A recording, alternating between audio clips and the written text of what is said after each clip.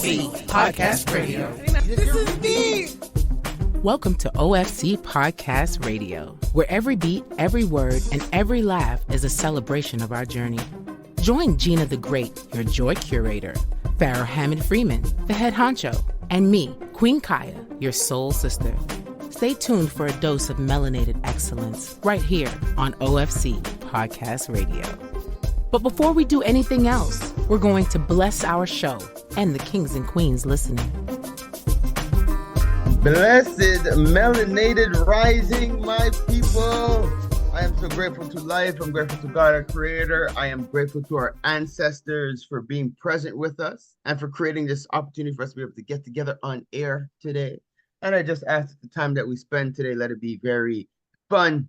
Let it be very entertaining. Let it be educational. Most importantly, let it be empowering for each and every one of our listeners out there as we send out that spirit of love, light, unity, strength, great health, wealth, and peace to everybody. Hotep, Ashe, Amen. Aibobo. Beautiful queens. Yeah. Word. King. Junior the Great. What is the word? The bird is the word. Bird. The bird is the word. You're probably hearing me a little hoarse this morning. That is brought to you by one of my favorite people in this world, my niece, who felt that sharing is caring. And she shared her flu with me out of the goodness of her heart. Out of the goodness of her heart. And because, I was in Toronto over the Saint Jean Baptiste this weekend, and that poor little girl was man down. It got a little scary because every time I'm in Toronto, it's nothing light with 3 kids with who have schedules. I mean, the baby don't have schedules, but he's just a baby, and he really a boss baby. Like the youngest one right now, he turned 1, but I think he just skipped straight to terrible 2s, and like he's just like, hi, I run things in this household. I need you. Did you check in? Like, you got to check in with me. You know what I mean? You know what I mean? For him, it's just like, yeah, no. When you come to my city, check in with me. I really feel like he's coming out with that energy. Wow. But to that point, it was a filled, packed weekend. I had a baby shower. So it was a great time because my brothers came back into town. So they're in and around North America for the summer. And so got to see them there. Had the baby shower on the Saturday. Super cute. So my little, cousin, we call it to outside, but she's like a little sister too, because her mother passed away when she was 5, and she basically has been with us ever since. And her mom and my dad's girlfriend were best friends. So she's expecting her baby in August on my dad's birthday. Which is crazy. And it's funny because when we were in Greece, she's like, come on, guys, I need names. And like, what do you guys think? And like, we're going through things, and some of the names she's coming up with, I'm like, so you want your child to be bullied? Or is that the end goal? Or what are we doing with this, She can't, I don't know. Because she didn't want like a super short name, but then so she's coming up with these long names just so that they can have a nickname. I was like, and I did that with Jen too for her 3rd one, because we were trying to figure it out too. It's just like, just ask the baby, like meditate. Yeah. Ask the baby and he'll tell you the name. And Kaden did that to Jen, and her baby did that to her. She's just like, she was just like, she heard the name in her head, and she was just like, She's like, is this what that is? And she said she wanted a name that would like represent like nature and stuff like that. When she Googled the name, and like, I'm not putting man's business on blast here. That's her business to tell, and the baby's not here yet. But like, the name signified, of the woods and all these things. So I was just like, yeah, that's what it is. Amen. So I love when they hear it clearly. But we've had some situations where a family member of my ex-boyfriend said that she heard her baby's names clearly, and one kid's name is Romerical, and the other kid's name is Cliftarius. So I'm like, sometimes don't listen to the voice. Romerical and Cliftarius. I'm like, hey, man, a way to ruin a kid. I don't.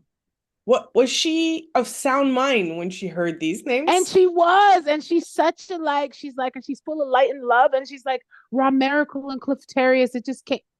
Mr. Ed, somebody get the girl. Look Whose fun name but is she was Ramona fine. and who's Cliff? Okay, who's Ramona and who's Nobody, Cliff? and there's nobody in the name with Raw or Miracle or Cliff or Well, Carius. I don't understand. She said this is what they Damn. spoke to her. So I'm happy mean, that you hey. gave them the little recheck that, boo, before you do that Oh no, to the my other little one, cousin. the other one, she wasn't hearing. She was just coming up with it, trying to figure it out as she's researching things. I'm like, put the research down. The answers Yeah, are. just go to Spirit. Actually, Shai let me name all the children, but I didn't. No, I didn't name them. I let them name themselves, but I speak to them before they get here, and they told me all their names. So it was pretty dope. Amen. Hence we have an Nzinga, Phenomenal, and Hugh. And Amen. so then after that, my nephew had a soccer game, and so they're trying to level up the team. So he played against like some like an older team, held their own. The game ended 1-1, so that was awesome. By the time we came home, Millie was man down. It was fever, it was all these things, because she was coughing and stuff on Friday, in the face and everything, and then putting her hands in front of her mouth. But she was man down, and then about it, she slept from like 9 p.m. to 4 p.m. the next day, and then she was just like, bounce back was blessed. My bounce back was a straight thud. There was no blessedness in it. This has been way more than 24 hours later, but it's okay. No. But I'm gonna tell you this about Christopher Brown. All right, I've been to my fair share of concerts in my lifetime. I've been lucky enough not to have to pay for a lot of them. So, sometimes they're better when they're free, not all the time. But this was every single dollar well spent. And it was so well spent that we actually said, you know what?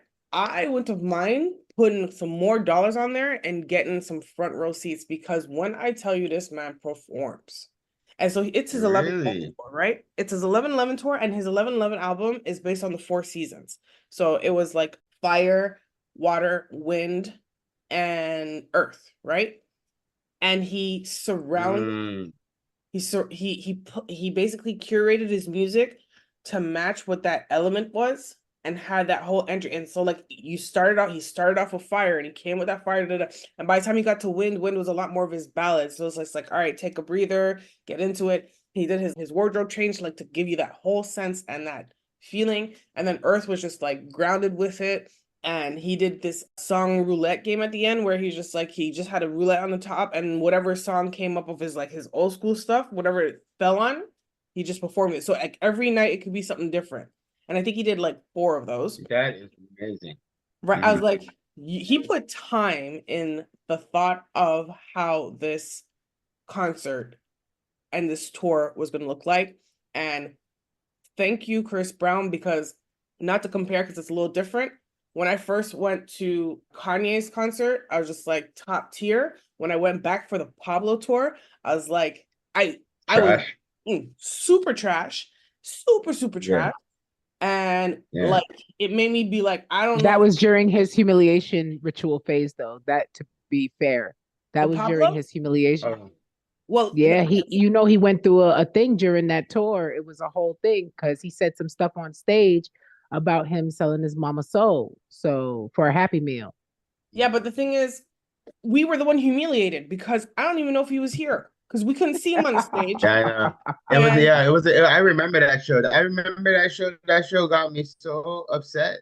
And I think our expectations were really high. Did we go together?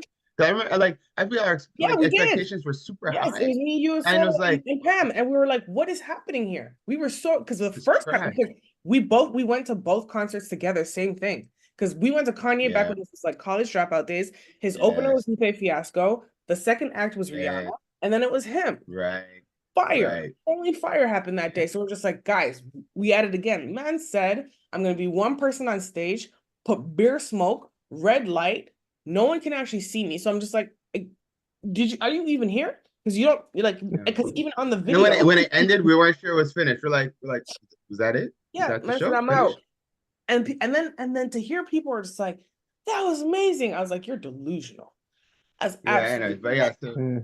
I just actually wish that I was hearing this Chris Brown review prior, because he came to Montreal and then went to Toronto. I wish if I knew how lit it was, I would have did the effort. He did the Saturday and the Sunday. He did 2 shows, and I got not the scoop, because I was not on social media at all. I wanted a full a full experience. And then my brother Job was telling me, because I had seen Job, he came to see me the Sunday morning before the concert. He's just like, he had some friends who went. He was just like, they said it was lit, and it did not disappoint.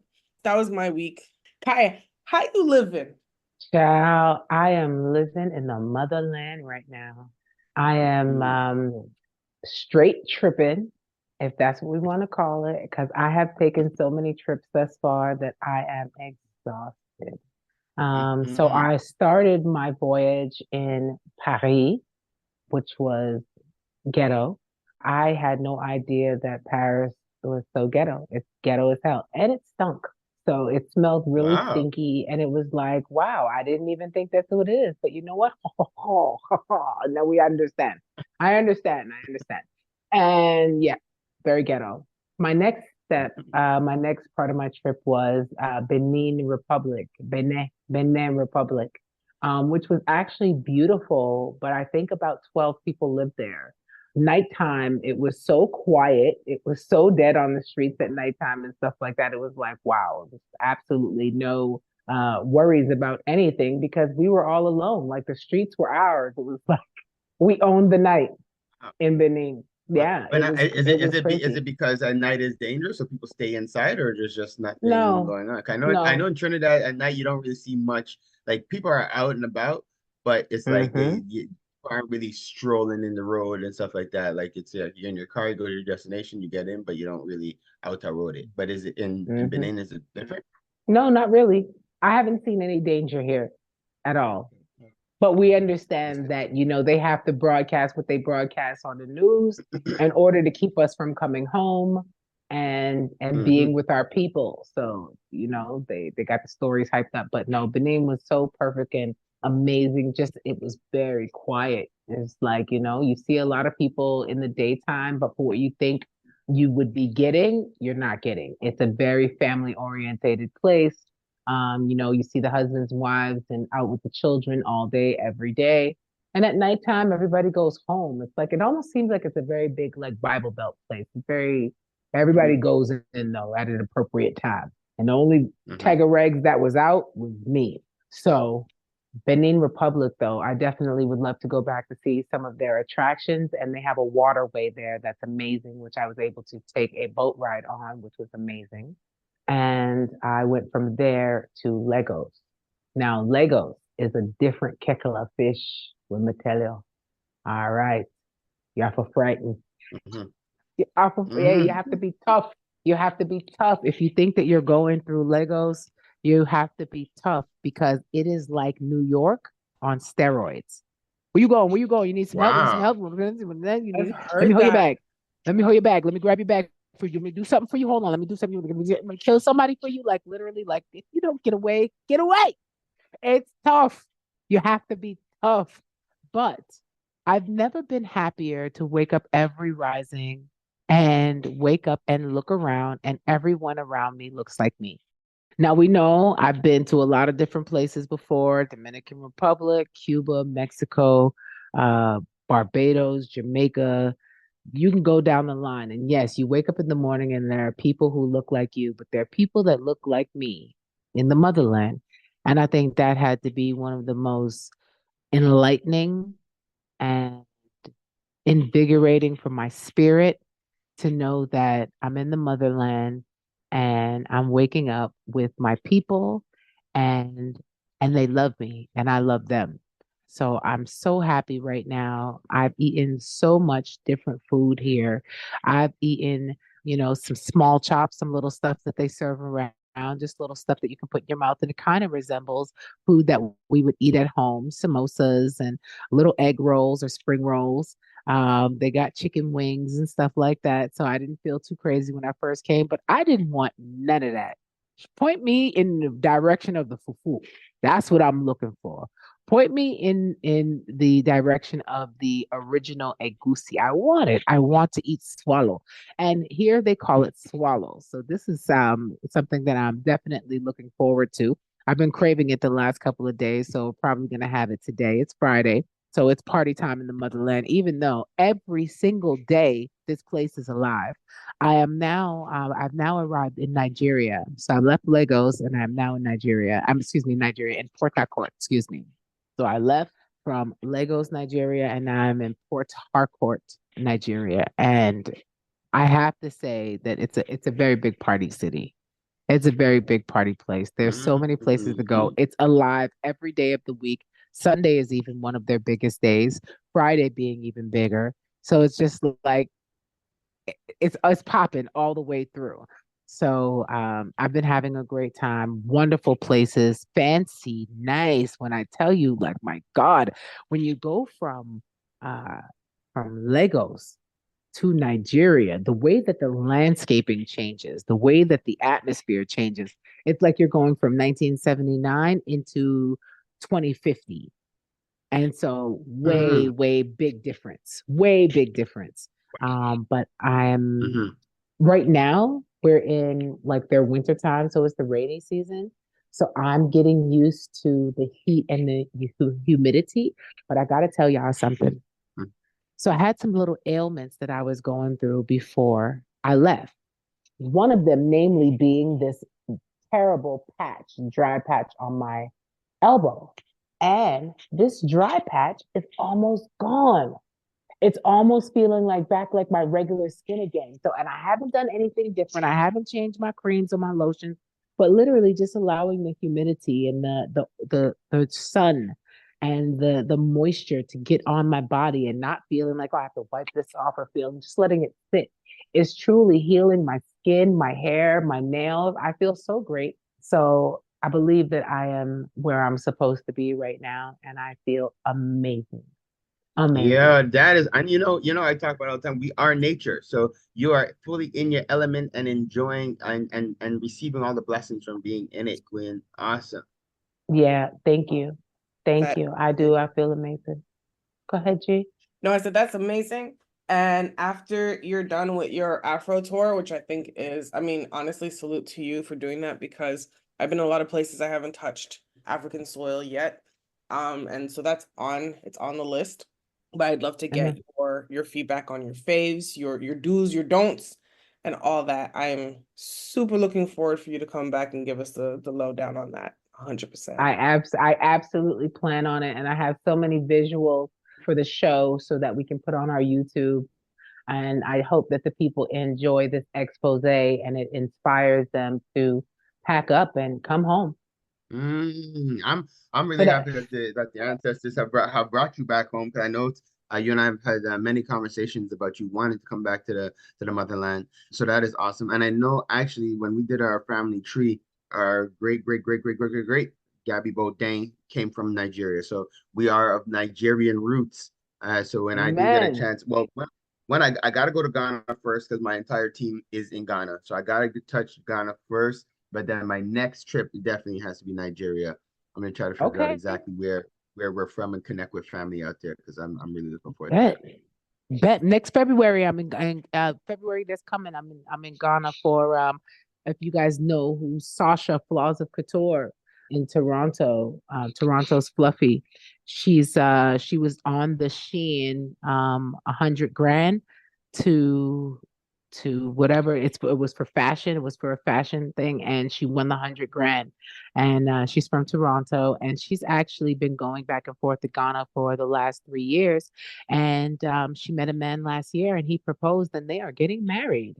So yeah. I was told if I whenever I was ready for a husband to go to Nigeria, that's what I was told. Yeah, absolutely. Anyways, on the plane, they have a joke that they say on the plane. You'll hear people saying before they ask you to turn off your phone, "Hello, boss. I found your wife. When we land, be prepared." So that's good. So they're like, you be careful, because you could get off and there could be a whole welcoming crew that is on the ground for you. Like, yeah. And the guy that asked you your name, oh, hi, nice to meet you. He just set up your wedding. So you have to really, really be alert. You have to be alert. Stay alert. Stay safe. Yeah. But yes, amazing. And I hope that we one day get to explore something like this together, guys, because you wouldn't believe You wouldn't believe. Mhm. Yeah, tell But us about your week, P. What you been up to? Yes, I will. But I have to say, I am glad that you're able to broadcast from where you are too, because Gina said, she can't wait till you get back. Me, I want it live. So okay, Amen. my week was super eventful. So first, I'm going to tell you guys, she's been very quiet. I have a special co-host with me today. It is the one and only Nzinga. Hi, we're so excited to have you. Welcome. Yes. No worries. This is for me. I'll just ask you questions and you can share with everybody. You don't have to watch this. So yeah, so basically, Nzinga and I, we've been hanging out all week. It's been awesome, but you guys know, like, I homeschool Nzinga and we're wrapping up as it's summertime. So sure, her lessons are slowing down. But it was funny. We had a conversation the other day, and she mentioned how she enjoyed being on the radio. We did a couple of youth episodes. And she mentioned she would like to, she enjoyed being on the radio. We could create this opportunity because this is literally what we do, right? As the OFC, our whole goal is to create opportunities for the next generation, regardless of how young they are. We want to create ops. They have a desire, they have dreams. We want to help to fulfill, open doors, create opportunities, and this is just what we're doing. So she's just joining me today for my roundtable. Later on, we're working on some segments. You guys might hear a little more of her throughout the summer. But we're here just doing the daggone thing. So some of the things we did. First off, it was quite an eventful week. We went to the launch of the Sommet International de la Femme Noire. You guys remember we had our sister Deshaline that was on with us, and she had mentioned that she was hosting this event, and Zinga joined me there as well. And it was cool to see. Well, one, what they have planned for this season is exceptional. I strongly encourage everybody check out SIFN. So that is the Sommet International de la Femme Noire. There's a whole week of events that they're going to be doing. I'm really proud of them, and it's their 7th year. So they've been doing it for a long time and representing for our community. And they're hosting their event at the Grand Quai. I love the fact that they like to raise the bar for the community. So that is going to be all day goodness.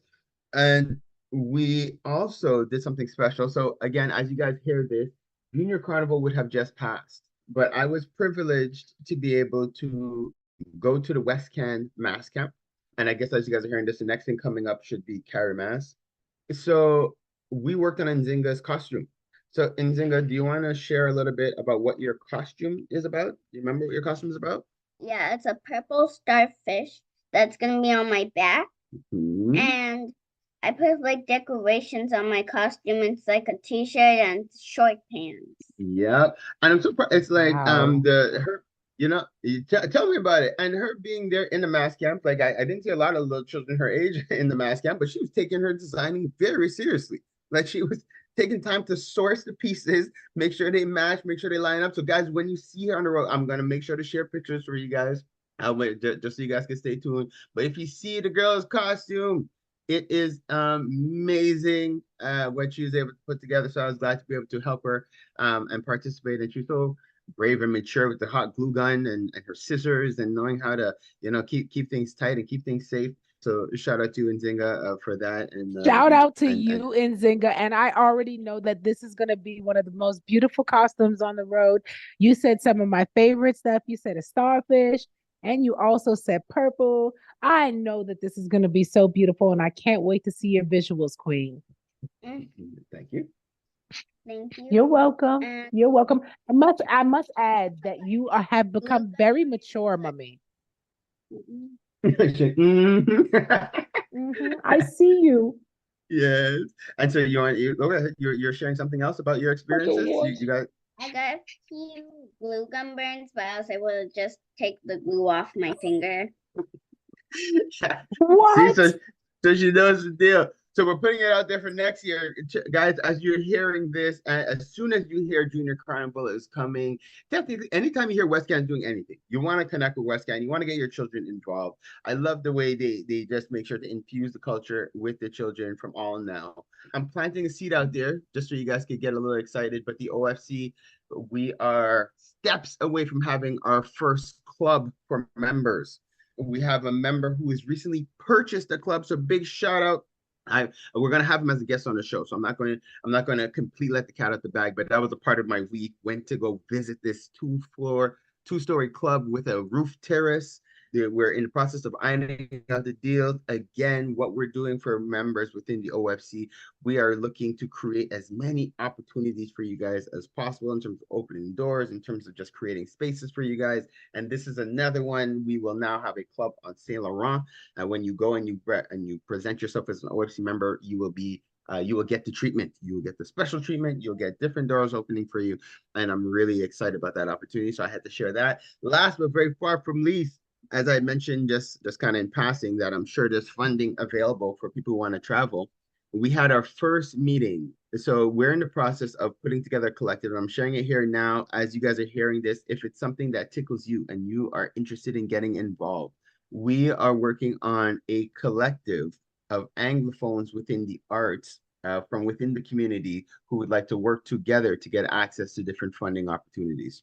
So like they say, there's strength in numbers, and they say in French, union fait la force. Again, the goal is to bring everybody together, people who could benefit from getting collective support. Let's come together, support each other, open doors as a collective, and support each other in our growth. So I'm really excited about that. I'm planting that seed. Anybody who's hearing this and is interested, we're having a follow-up meeting July 15th. It's going to be Monday from, if I'm not mistaken, from 7:30 to 9 p.m. Eastern time. If you're hearing this and you're just interested in more information, you want to get involved, send an email to Bilingual Bridge Canada. So that's Bilingual Bridge Canada.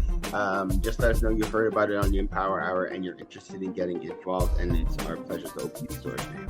So guys, I am excited. We are in a new season within the OFC. This is relationship season, so we have tons of awesome and different type of initiatives coming up. Our shows over the next couple of weeks are going to be different. We have ideas for live panels that we're going to be doing with you guys on air, but the whole goal is to create a bridge. Really excited about being able to create these opportunities for you guys. I'm excited for today's show, guys. Stay tuned as we're now getting ready for Parlay with the People. Let's take a quick positive cause just to shout out our homegirls, Kemba and Andrea from Keen Real Estate Group. Whenever you're thinking real estate, whenever you're thinking investments, whenever you're thinking about planning for the long term, think Keen Real Estate Group. They're generating wealth for generations. KeenGroup.ca. If your goal is to purchase a car and to make the process as simple as possible, just get a car broker, guys. You just get a car broker. Big shout out to our homeboy, Hamsdale Jacques, the owner of HJCourtierAuto.com. That's HJCourtierAuto.com. If you're a small to medium-sized business and you're getting started and you're ready to go to the next level, what do you need? You need a phone line and you need a website.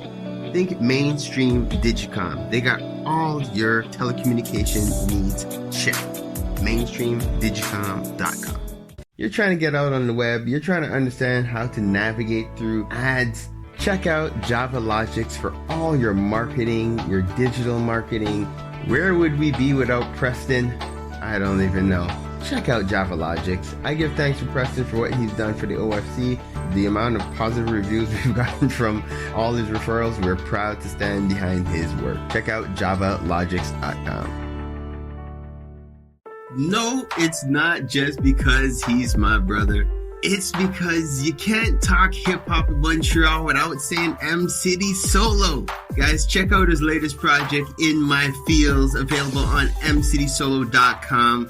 If it's not one of the hardest new EPs to hit Montreal, come and let me know. You already know. It's your boy, Pharaoh, bigging up, mcitysolo.com. Keeping the culture alive. I gotta give thanks to West Can Folk Performing Company. For the last 40 years plus, they've been promoting our culture through song, drum, and dance, educating youth, the children, the seniors. Just check them out, westcanfolk.com. Girl, what are you cooking? My curry chicken. Ooh, you're burning it. Oh, gosh, it looks so... It's okay, girl. You need the Curry House. They have the best Caribbean food in town. 2 locations in Montreal, West Island, and Côte-de-Neige. For more information, follow Caribbean Curry House, MTL. Don't forget to mention the Empower Hour for your 10% discount. So, who placed in the order? Me. DeVito, WizKid, Burna Boy. Those are just some of the big names that's blessed Montreal thanks to Afrobeats Montreal. Definitely check out Afrobeats MTL for all concerts, show listings, everything that has to do with Afrobeats in the city. Check out Afrobeats MTL. One Full Circle. We are the melanated community resource hub and network. What does that mean? We're here for each other.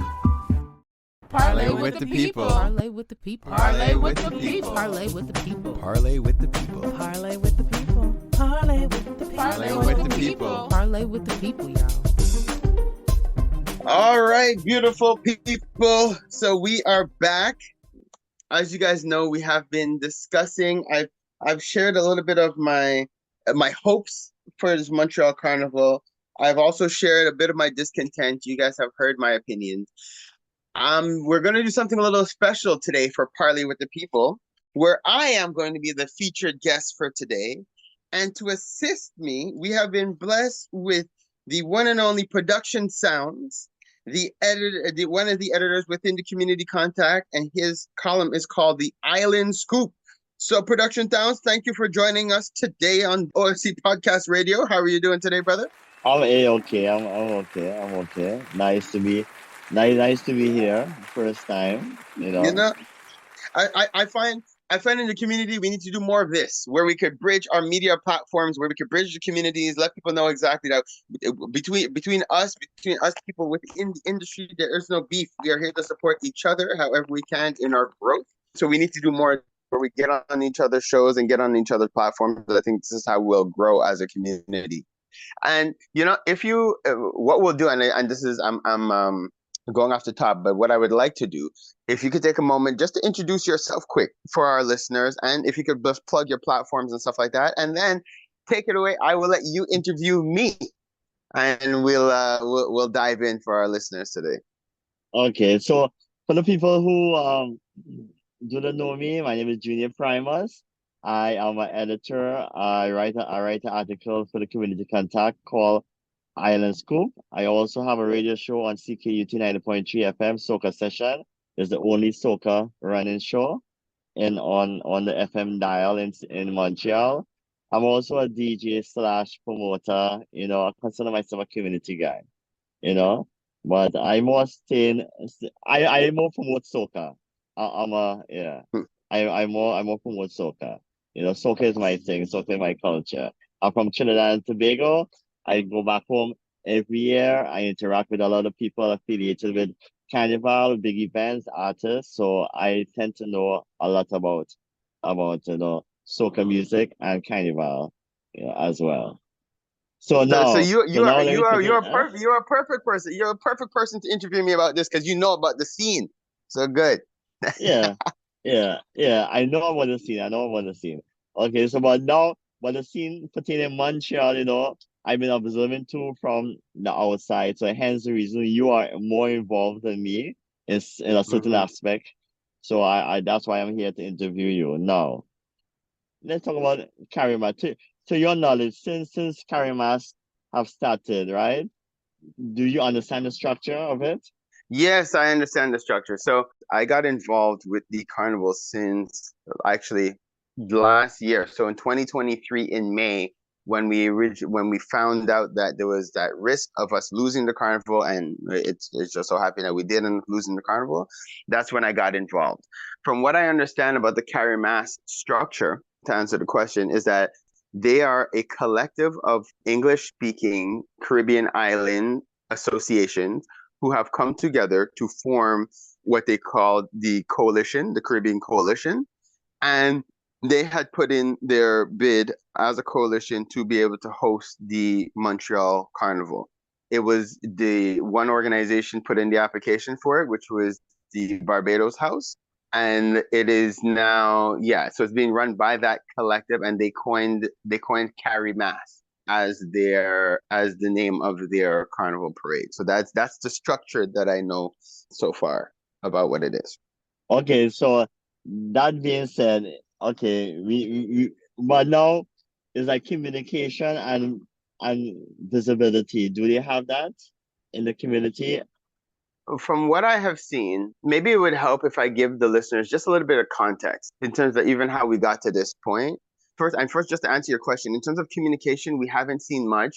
I know they had a company that they had hired, which is Yulka, and so that was a company that was run by Jason Forbes, Tammy T, and Tanisha. I know they were running that organization. I think they were part in charge of their communications for the carnival and for the Junior Carnival. I know they also have Ricky D and Malik Shahid, who are in charge of marketing in general. We haven't seen or heard much. Now, from my experience coming into this, like I said, since May, we had, I personally, actually, I can't say we, at this point, I personally had engaged and reached out to Jason. I had reached out to Mark Henry. I had reached out to Sharon. I had even reached out to Cynthia Wade. I had reached out to Tammy T, even Tanisha. I had reached out to Leadin. And the idea within the community was for us to, or at least my idea, the vision was for us to be able to come together and work together as a collective to host the carnival. When that didn't end up working out, we still stayed in communication throughout the summer, but then we had like radio silence. Let's say by July, August, we didn't hear much. But of course, it's summertime, people are doing their thing, and that's just what it was. When this whole thing about carnival came back to the community, it was in let's say end of August, beginning of September is when the talks started to come up again. Now, I have to tell you, I was really excited because the fact that people were talking carnival almost a year before carnival, which in Montreal, in the past, we hadn't seen that. So even if the conversations weren't united and people weren't on the same page, despite the efforts that were being made to try to get everybody on the same page, just the fact that people were talking carnival this early, I was excited because I said, you know what? No matter what, and however it pans out, we have to come up with something strong because we have enough leeway now. Because in the past, what we had experienced is a carnival coming out. We hear about it a couple of weeks before carnival, and then people are trying to scramble to make something happen. But in this case, I was under the impression that we would have had a lot more of a runway. Now, when I say my collective, so the collective that was formed under us, was Carrie Fett. And just to explain to the community how that came to being, is I myself, as the founder and director of the OFC, I'm here to support community organizations and community businesses. We have a lot of contacts and a lot of resources. So regardless, as long as we share the same visions and values for community, we will always support you in your initiative. So if anybody came to the OFC and said, hey, we would like to host Montreal Carnival, can you work with us? Can you help us to do it? As long as their visions were in line and as long as their heart was in the right place, they would have gotten our support. Now, the first person, despite I was actively making efforts to connect with all these people and not getting a lot of responses, because after some time, it's like I said, there was a kind of radio silence. I was approached by Gemma Rayburn, and everybody knows Auntie Gemma from Playmass Montreal. And and at the time she was working with Henry Antoine, and everybody knows Henry Antoine from the community as well. And what I appreciated about what they came with is that they said both of them are getting up there in age, although they both look great for their age. They're getting up there in age and they have a lot of knowledge when it comes to doing carnival. They are actually, they're part of the original body that created carnival here in Montreal. So what they want to do is impart the knowledge and the information that they have to a next generation. So are we willing to work with them to help them to support them in this vision? They said what we've already done, we've already approached the coalition to see if they were willing to work with us as well. And they said no. At the first thing, I found that weird because I'm like, well, they're a coalition. You guys are Caribbean, representing Smile Islands as well. And everybody knows Henry Antoine represents Trinidad and Tobago. So the idea that they said no was kind of odd, but we didn't necessarily think too much about it. We said, okay, But you know what? let me cut you for a second. Yes. But saying no, like, did you guys show them your plan, or did you, or just initially there's no? That's a very good question. So, and again, I could only speak like this part because I wasn't involved yet. When I got involved, I was told what had already transpired. But from what I understood, the meeting, it wasn't an open meeting. Like, I really try to make meetings very transparent so everybody understands. From what I understood is that when the original meeting was had, there was let's work together. one of the questions that came up was about the budget and what's going on with what's going to happen with the funds. And at the time, it was very preliminary, like it was super early in the structure, so there was no budget and there wasn't anything to show, right? Because the Henry Anton's organization had been not functional for years, right? Like 15, 20 years. And obviously this is a brand new concept. So there are no finances to show, right? So I do know, like, the question came up, well, what are the financial projections, or what are your numbers looking like? Show us the numbers. And at the time, it was either Henry or Gemma made it clear that there are no numbers to show. Like, there's nothing to show you guys. So that's really what it was. And that was, from what I understand, the beginning and the end. They didn't pursue it any deeper. They said that they weren't interested. So we said, okay. What we had done is we had put together a collective, and that collective had consisted of different parts of the Montreal Caribbean community. So we're blessed to have Lorraine LeBlanc, who was willing to come on and serve as the president for the organization. And anybody who knows her, she runs an organization and a company called Living Legends. What she's known for is assisting with Taste of the Caribbean. She does the coordination and marketing and stuff like that for Taste of the Caribbean. She works with Grand Prix. She helps with the coordination for Grand Prix. She does the coordination and promotion for the Maxim events. She's very well known for within the city. And her background in terms of what she does as an event coordinator, this is what she does for a living. So she came with a very heavy resume, so to speak, in terms of what she can do. She also brought along a brother named Tony. Tony has been working in the industry within Montreal for years. He's one of the original founders of the Black Fashion Week in Montreal. So he came involved as well, and he has a lot of relationships with different sponsors and with the city as well.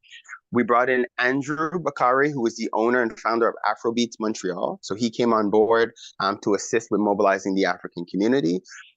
It was Shiata Lewis from Westcan Folk Performing Company, that everybody knows Westcan. And we had Gemma Rayburn, and we had Henry Antoine and myself. So together we were a diverse collective, and Lorraine's of Haitian descent, and at the time we were looking for a Latin American representative as well, because we wanted to bring in somebody from like Brazil or just one of the other Latin American countries, just to tie in with what we're doing, to make sure that that everybody's being represented, right? So that was our collective. So now our collective was formed, and then we, as a collective now, approach the coalition again to say, hey guys, let's collaborate, let's come together, let's work together. Where this time they sent us a formal letter to decline our offer to work together. Now, this is where it became really disheartening, because as Caribbean leaders, so to speak, we didn't necessarily understand why they didn't want to collaborate. And to be very honest, but you said they give you a formal letter, but what did the formal letter state basically? In the formal letter, all it said is that we're choosing to do things separately. That and I'm summarizing for you guys. Like, I could make it available, but the point is, it's what they're saying is that what they said in the letter is that thank you for your request to collaborate. We are choosing to do things on our own. And we're like, okay, that's awesome. And we requested a meeting. We said, well, maybe we could get together to discuss. They declined a meeting. They declined us getting together to even discuss and explore the option.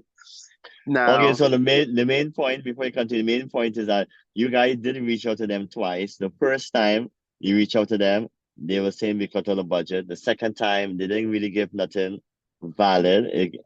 Basically kind of brush you off with no validation. Yeah, just that their validation was that they want to do their own thing. And it was like, okay. So now what ends up happening now is we meet with the city. And again, just to give context, remember our collective, everybody that I listed that's working on this, we actually work within the culture full time, right? This is what we do for a living. We build budgets, we work with sponsors, we coordinate large events, we mobilize large crowds of people. This is what we do, right? So when we got involved, we actually had submitted our proposal to the city since October. Okay, we organized it. We raised our budget. We mobilized partners. We had partners literally from all over the world who were prepared to come to Montreal to celebrate the 50th anniversary of Montreal Carnival. We had put together a budget which was well over $1 million. We had letters of intent from sponsors who were prepared to support us with the carnival. We had our engineers for the route. We had the whole nine. But again, just because this is what we do. So we have a certain administrative experience, just to say, putting on these type of things. Yeah. So now when we meet with the city, we explain to them and we say, well, guys, your process, this is when we tell the city their process doesn't make sense because it creates competition in the community. It creates a crab in a bucket kind of mentality. Why not just say, look, whoever got organized and submitted their application and it makes sense, like use that as a guiding point. Say first come first serve almost, and just let the community know this is how it works. But then they were very transparent in explaining their process, and I'll explain it with this to you and for the rest of the city to understand. Every permit, whether it be the gay parade, St. Patty's parade, all the parades, they all get their approval all at the same time in April. Right. Mm-hmm. So we're, as the English speaking Caribbean community, we're not going to be exempt from that. We're not going to get any special treatment. We're going to get the same approval in April. The difference with every other community and every other culture is that there's cohesion within the community. So you're not going to get somebody else saying, I'm going to bring the gay parade, because that's going to create a division and it's going to be weird between who actually gets to run the parade. The same thing for St. Patty's Day. So there's cohesion. So even though they know they're only going to get their approval in April, they could start planning from all November, December, because they know no one else is competing against them. So they could do their thing and then get their funding. My brother, this is what we explained to them. At this point, after we had that meeting and we understood that the city was not going to change and the city put it back on us, this is where we approached the coalition for a third time. And just to tell you how it would debate within the board, first of all, because obviously some board members feel like it's like we're kind of overdoing it now by coming a third time trying to ask for something. It's almost like we're begging. Mm-hmm. There was a couple of people on the board who were championing the begging. I was one, because I was like, guys, I really want to see this happen. I'm willing to beg myself if we have to. And my brother so that I personally went to see Mark in person. We saw each other. And I explained to him, I said, Brother Mark, if we could put our differences aside, sit down around a table and figure out how we could work this together, one, it's going to elevate the spirits of the community, because they have never seen this level of cohesion before, ever. So it's going to be the first time they could see that, hey, wow, the community came together for the people, in order to support the people. I said, Mark, it makes economic sense, because the fact that now we could pool our budgets together. We could say, okay, this is how much we raised. And we have enough runway. We could actually make sure that the carnival is profitable for everybody involved. We're not rushing. And the last thing I said to him, I said, plus it gives a proper cultural presentation, because we have enough time to build the mask, to build the costumes. So we'll make sure that we can mobilize people. Do you know what they said? They responded to me and actually told me this to my face, and then they sent it again in writing, that they believe in application diversity. Have you ever heard of that term? Application? I personally had never heard it before. I was like, so what you're saying, even after I gave you that you still prefer to do your own thing? He's like, yes, we're still going to do our own thing. I'm like, but Mark, it makes no, I was like, because look, when you do it like this, the city will only give the approval in April. So by doing that, now it's either you're forcing the organizations to either work for free, not knowing if they're going to get the permit, or you're saying that no one does anything until April, and then the city suffers because of the fact that we don't have enough time to raise a budget or put together a proper presentation. Yeah. They were adamant about wanting to do their own thing. So they went forward and submitted their application anyways. Although ours was in there since October, they submitted theirs literally I think a day before the deadline or something like that. Or the day of the deadline or whatever.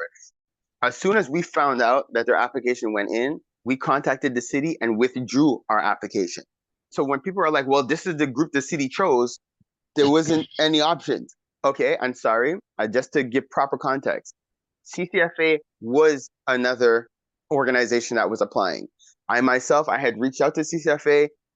Big up to Brother Leiden. I had met with Leiden. We had a conversation to try to see if we could if we could even get the CCFA involved, so we could work all together, right? Because I'm a strong believer that everybody has their strengths, and we could complement each other and build each other up.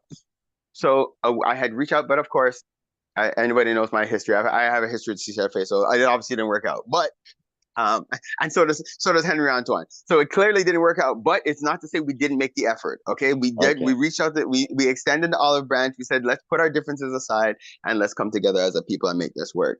But it didn't work with the CCFA, and they applied as well.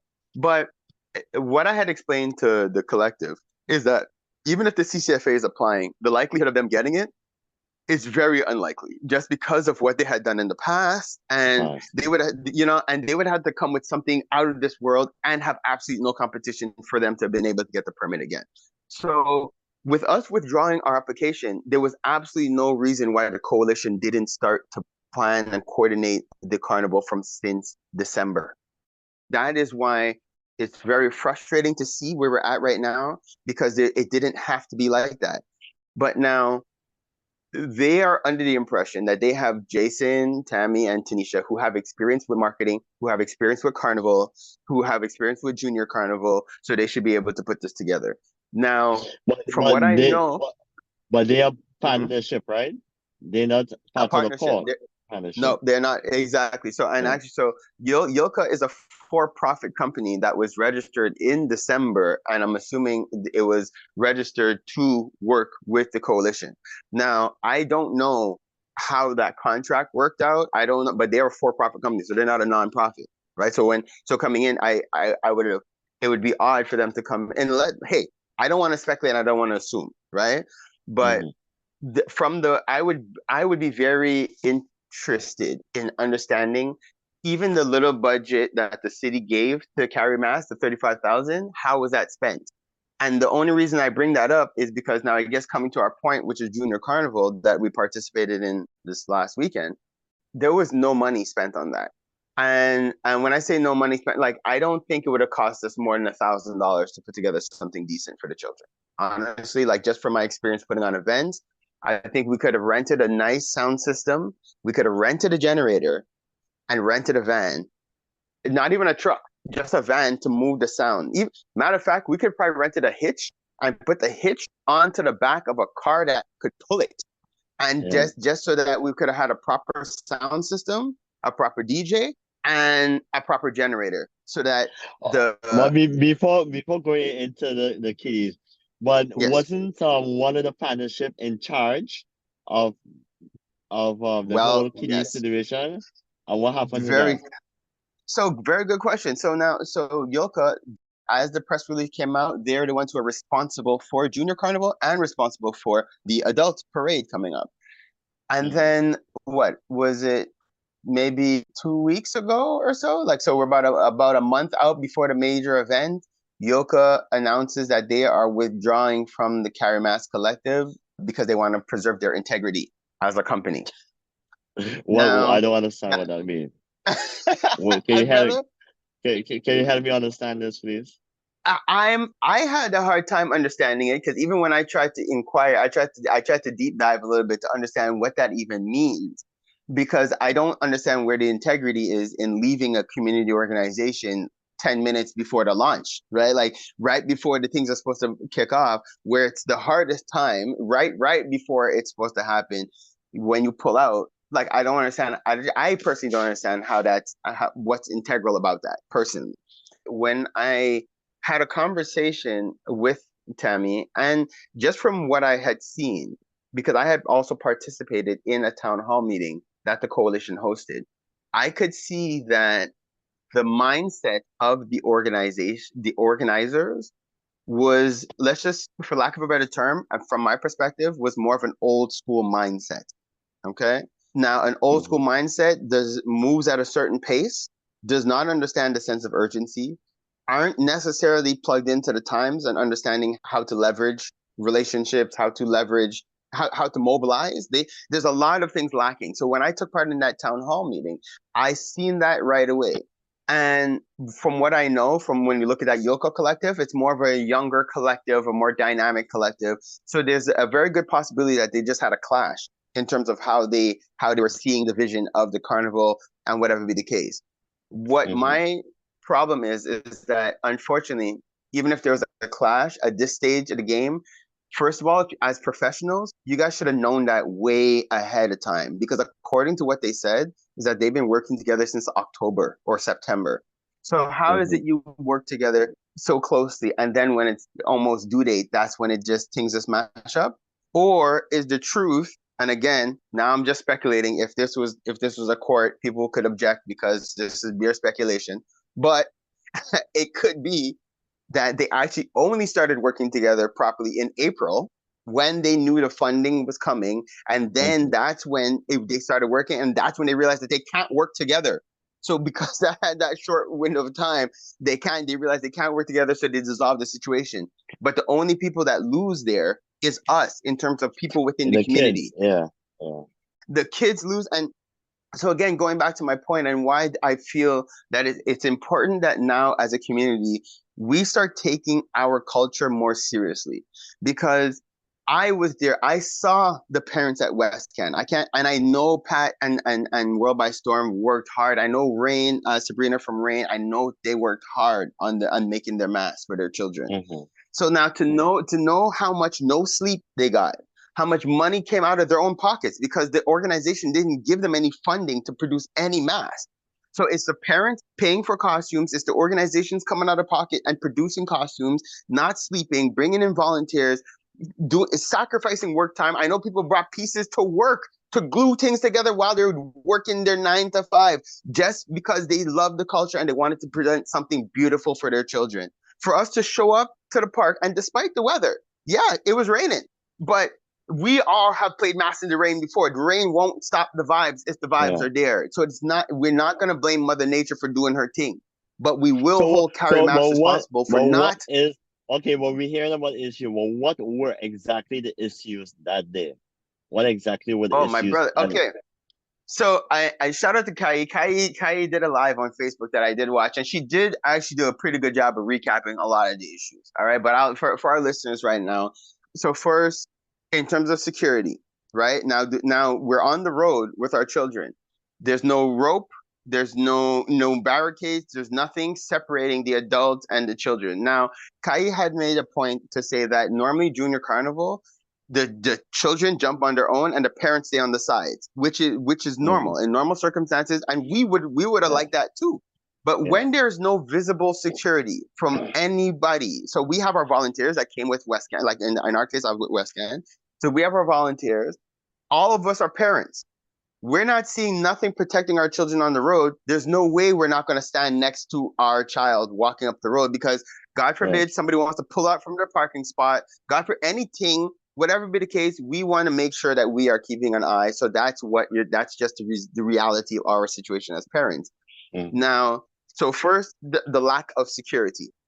Second, the lack of, actually, I should have started with the lack of punctuality, because you had all of the band leaders and masqueraders show up for 10 a.m. where Carimas did not show up at 10 a.m. They got there after the fact. Then we have the no security. Then the coordinator who's coordinating does not know how the culture works, because she's trying to get everybody to line up like it's a marching band before the thing leads off, where anybody who knows Carnival knows, start the music on the truck, the bands are ready, let the truck roll out, the bands are going to follow suit. We know our numbers, 1, 2, 3, we're going to follow suit. First, she doesn't know the culture and understand how the thing works. She's frustrating everybody, trying to get people to line up. We ignore her. Finally, the van leaves. And productions, when I tell you, I thought there was more to it. I was looking around. I was like, is this just to set a certain tone? But then there's going to be more sound coming out to understand that this is what they came out with: 2 Costco speakers, a generator. The generator didn't have enough power to power the speakers and the DJ set. So they had to sacrifice one, so no DJ. They plugged the speakers into YouTube. They didn't even put on a Private Ryan playlist. They have commercials playing in between the songs. When the person's phone rings, party done until they get off the phone. Now, production, do you understand how insulting that is to the culture? Do you understand how insulting that is to participants? And I love our city because we're still optimistic and still positive and still happy to be able to come out. But guys, we deserve more. Honestly, we do. I'm not even saying we deserve a lot. Okay? like, I'm just saying, at the very basic, there was no reason why they could not have pulled it together to bring together a proper generator, a proper sound system, and give a DJ some money to run the sound for the day, to make sure they're playing children appropriate music for the road. Don't even get me started on what was being played. Like, it's like, why are we playing groovy? What are we hearing? What are we listening to? Was that a cuss word? Like, it was the weirdest, like, something that it was like, if this was a precursor to what is to come this coming Saturday, my heart goes out to the band leaders. My heart goes out to the masqueraders, because I'm concerned. And I tried my best to just hold my peace for as long as I could, but brother, I could not. Like, I know the majority of people won't speak up because I don't want to say it's not their role too. I kind of have a responsibility where I have no problem speaking up. My objective is not to tear down the Carimas. My objective is to hold them accountable.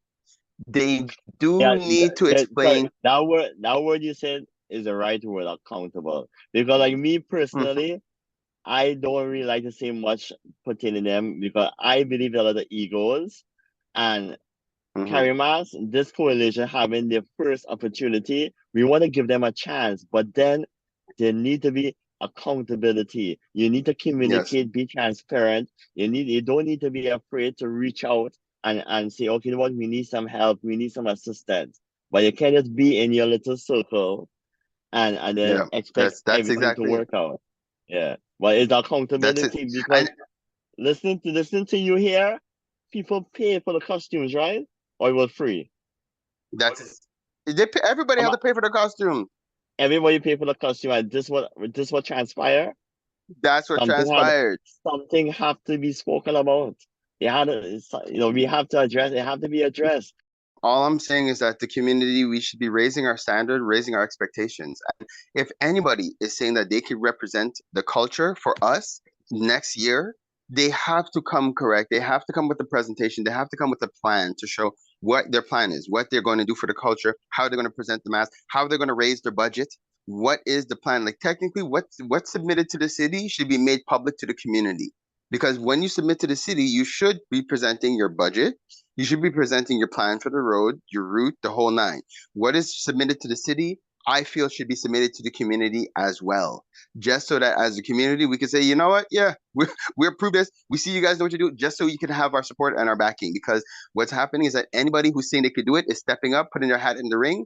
And because of that, it's creating a lot of division within the community. But at the end of the day, this is for us. This is for the people within the community. So we need to make sure that our voices are being heard.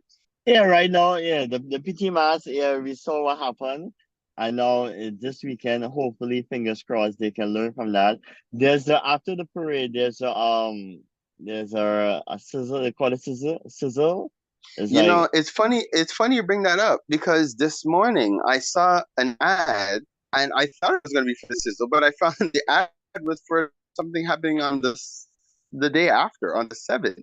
There's some, but like, I don't know if there's an association there, but I saw, and that's why I find it so odd, because I'm like, is there actually something happening like after Carnival? Because aside from one post that I'm actually not even sure if I saw a post for the sizzle. So I can't, like, I know there was mention of the sizzle, but I haven't seen any promotion for it. The last set of promotion I seen was for this event going on the 7th that's being hosted by Ricky D.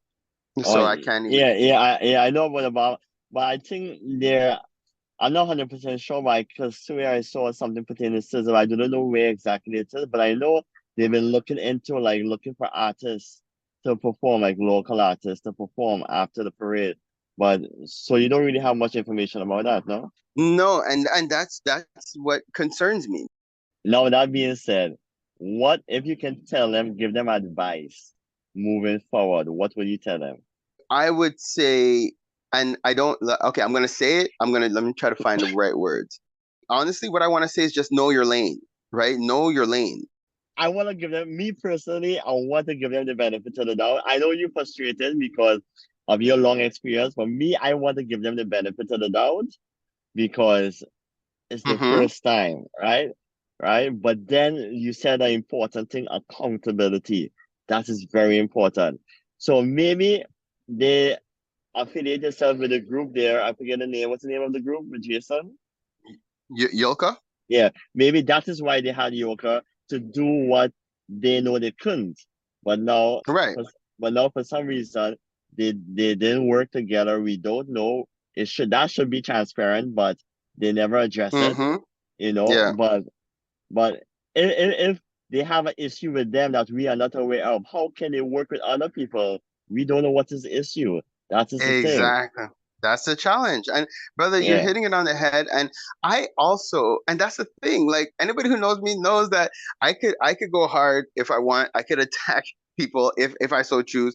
And I did not want to do this because I wanted to also give them the benefit of the doubt. But then it comes a certain time where at the same time we're adults, right? And Yeah. you guys are all professionals in your industry, right? You run your Yeah. organizations, you run your associations.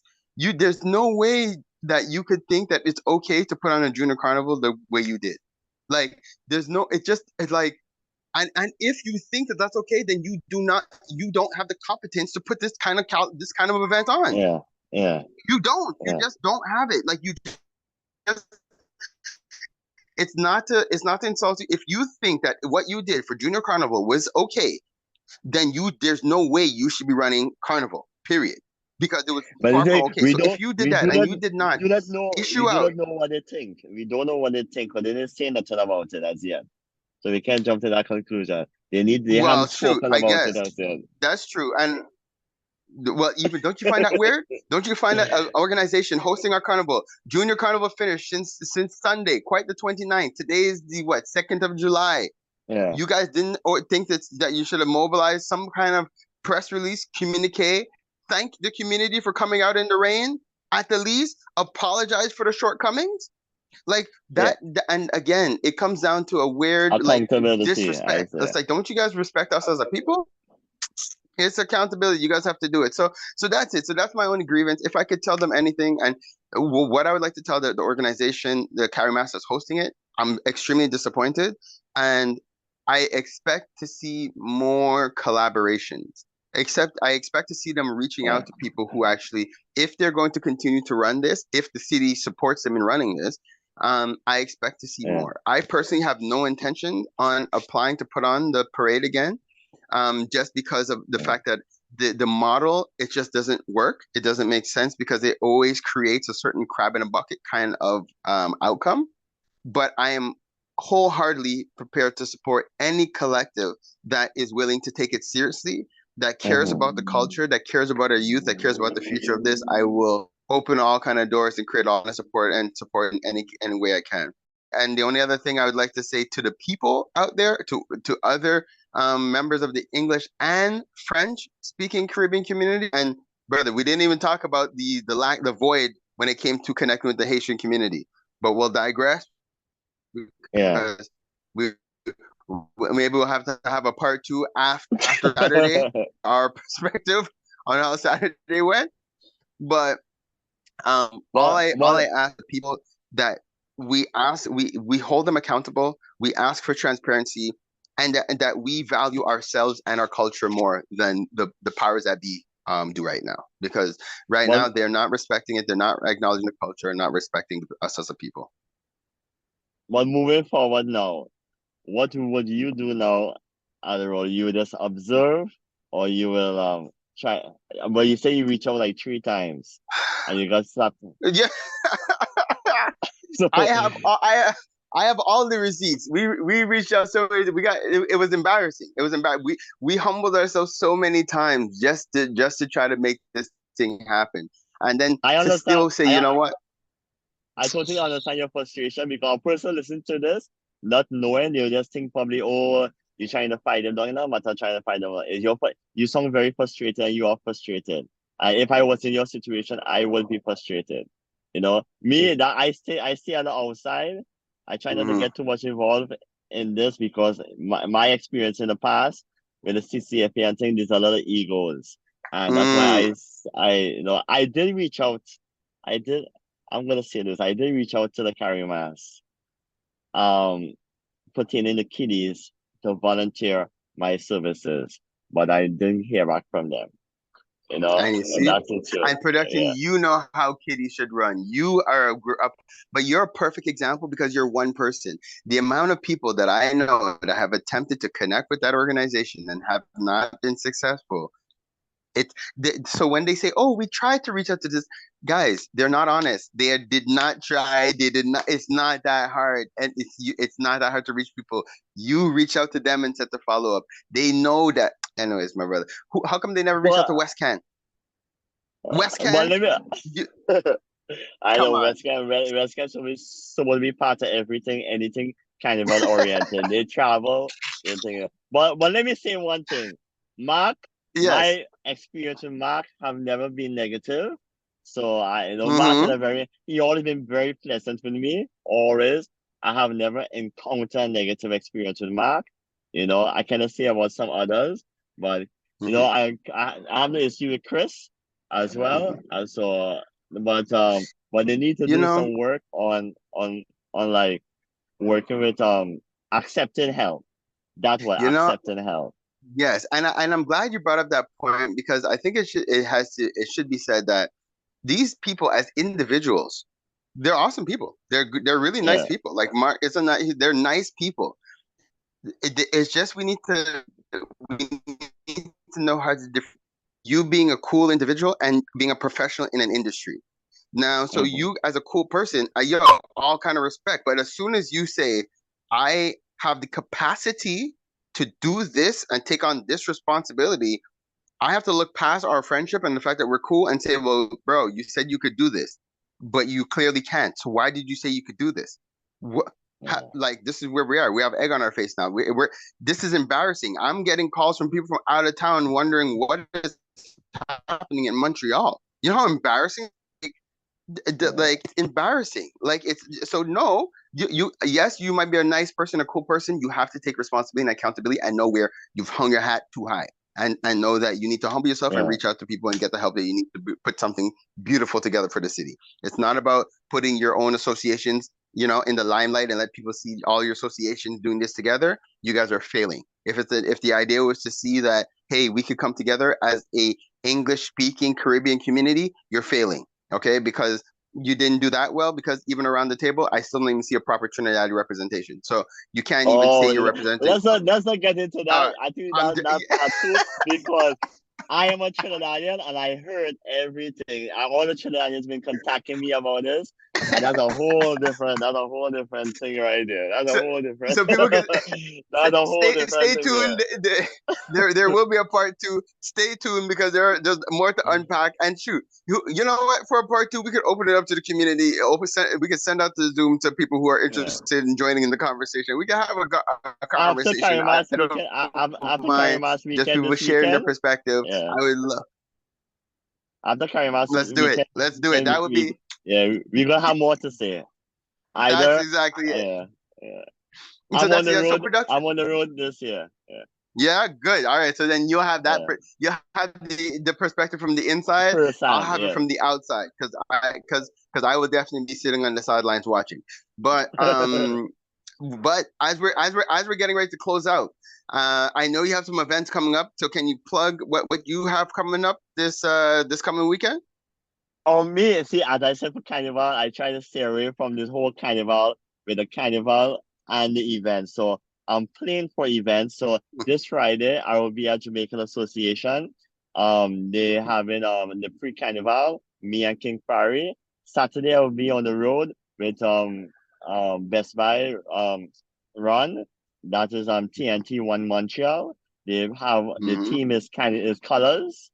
And then in the night, Mr. Vic has an event with Ravi B and Hunter and that's gonna be in the Sheen. And then on Sunday, as you were talking about, that Ricky D event that with Ben Jai Carnival on the canal.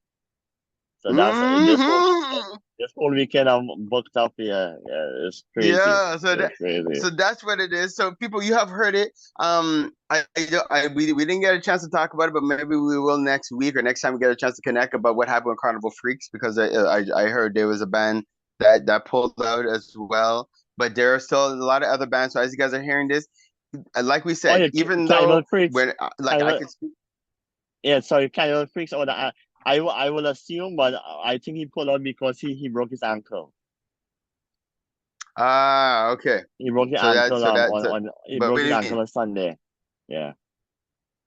Really? Oh, poor thing. Okay, so maybe that's the reason. So hopefully Yeah, it was just that. maybe. Anybody who yeah, let's just hope it was that, and it's sending him all kind of healing and positive vibes. But you guys, I do like to leave our listeners with some empowering words, and for today, my empowering words is be true to yourself, know your standards, know your value. All right. That's what I'll say to people out there.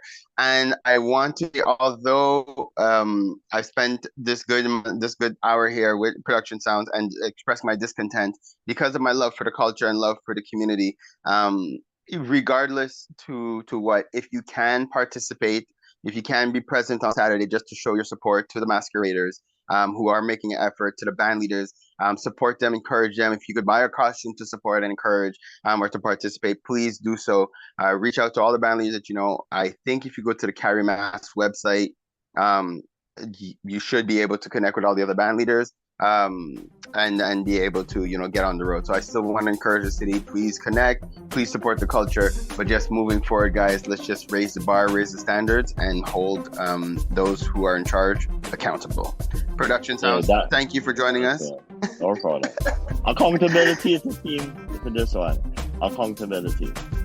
I love that. Thank you again. And guys, stay tuned as we are now getting ready to transition, and we will be back. You know what really grinds my gears? Actually, it's time to ungrind those gears. Let's get into some interesting facts, tips, and a whole lot of fun with Gina the Great. What the facts is going on? So I don't know if you guys heard this, but hot off the press from Haitieville on Instagram, apparently Haiti's interim Prime Minister Gary Conil has pledged to end lawlessness with the help of the Kenyan-led international force. So the arrival of 400 Kenyan police officers, the first wave of the force, is a unique opportunity to restore order, Conil said. Based at the US-built headquarters and working with Haitian police, the Kenyan officers will focus on reclaiming key sites like the airport and seaports from gangs. Armed men in military fatigues disembarked from the Kenyan Airways plane at Haiti Toussaint Louverture. Sorry, guys. Whoa. Haiti's Toussaint Louverture International Airport on Tuesday. I got to get my life back. This is crazy. This deployment involved officers from 8 nations, aims to regain control of the capital from armed groups that have attacked police stations, freed prisoners, and killed with impunity. So the Kenyan officers face a challenge with a well-armed and organized gang. So a lot's been going on in Haiti. If you know, you know. If you've been listening, it's a lot been going on. The last little bit was Alex's mom, so my mom's boyfriend's mom. She had to get out there with the quickness and had to leave all her stuff behind. She couldn't basically they had to get her to the airport where they had to put her on the back of a bike. She couldn't bring her luggage and all that just to get to the airport so she can get out of Haiti. This was a few months back. And her other son went down. He's just like, yo, I'm going to go get my mom. The man had a knapsack. When he got to the airport, he had to jump the fence because you couldn't get out of it. So he had to jump the fence, went to find his mom. It was like a whole mission impossible. Just to get out of the country, you know what I mean? So it's and then and you're saying this in my head, I'm just pitching pandemonium, because it's so when this happens, are you going through regular security checks? Are you going through a regular airport process? Or is just yo, get off the plane, run down the tarmac, jump over a fence, grab some people, throw it to catch the next plane? You don't run off the tarmac. That's funny. No, you're still in the airport, but you just gotta, you gotta cut certain ways and be on that low key. Yeah, there's a lot of unrest going on in the country at this moment. So that's a bit of sending prayers out to Haiti. I have mixed feelings. I like that. Another, I guess, an African country is coming to Yes. support Yes. the I'd rather that you than know, the I US get involved, although they're coming into the yeah, then the militant UN, the space. UN is just there raping all the people, literally. But that's not. But my concern is when I hit that part with they're working out of a US base. It's like Yeah. right away it brings me to when I heard about China financing the structure of like this. I can't remember where it was. I almost want to say in Nigeria, but they financed the build of this huge structure out there. And then when they did some research, they found out that the Chinese had bugged the entire building and they were siphoning all the data that was being worked on in this. It was like a big convention center they built. So all the data, all the meetings, everything was being, shipped back to China. So when I hear these things like, oh yes, we set this up to support, Haiti, but it's in a U.S. based building. I'm hoping that U.S. owned. Let me just go back and make sure I say they're gonna disembark in the no, let me see. Based in the US headquarters and working with Haitian police. Yeah, I don't love them being based in that US built headquarter. I don't love it. I don't love it either. And the thing is, the politics in Haiti are heavy and it runs deep. And unfortunately, I'm not even entirely up to date because from when the president was assassinated, and then when you looked into his ex-wife now at this point, she's being questioned about it, was arrested about it. Then you come to find out that the mercenaries that came through were from Latin America, and it wasn't what they said it was. Who's really? It's so sad. Yeah, who's really behind this right now? That's, and I can't I don't know. You just can't believe what you're being told, and so, in the words of the woke, light and love to Haiti, but if you could do more, because light and love isn't gonna.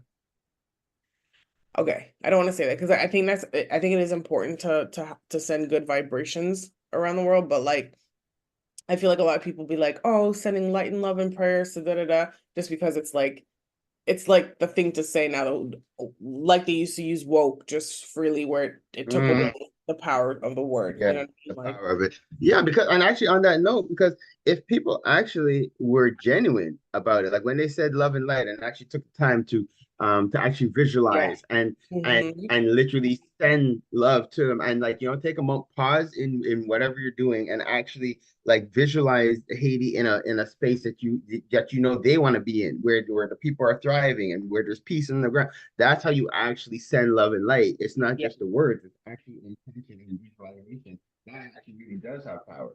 But just the love and light, keep it moving. Yeah. All right. Facts. Got a little wow, Gina. I mean, you guys bear with me today. And you gave a disclaimer at the beginning, so we all know what. Okay. So sometimes you get a little friendly advice, and I came across this one and I thought that it was really good. And she talks about her best friend, just giving her some good advice and preaching on that. So I'm gonna run the tape and let's listen in. I need him to know. Tell him about feelings, friend. My feelings are valid always, aren't they? But if you have to say I feel or I feel that, you have left the realm of feeling and gone into the realm of thought. Ooh. So I feel like you're about to leave me. That's not a feeling. Maybe what you mean is I feel afraid. Maybe what you mean is I feel anxious. Because I can validate that. Those are feelings. But I feel like you're about to do this is your own thought, right? It's, I would say, monkey brain, stinking thinking. And you need to work on it. But that don't have nothing to do with me. That you feel. Because it's just your imagination. Once again. It's just your imagination. No. So that was interesting because we've talked about words being power, and we also talk about how you communicate with people, and it resonated with me because I absolutely do validate people's feelings, and you shouldn't try to underplay or overplay how someone feels about something, because everyone has a right to feel, because you can't control how you feel it when you feel it.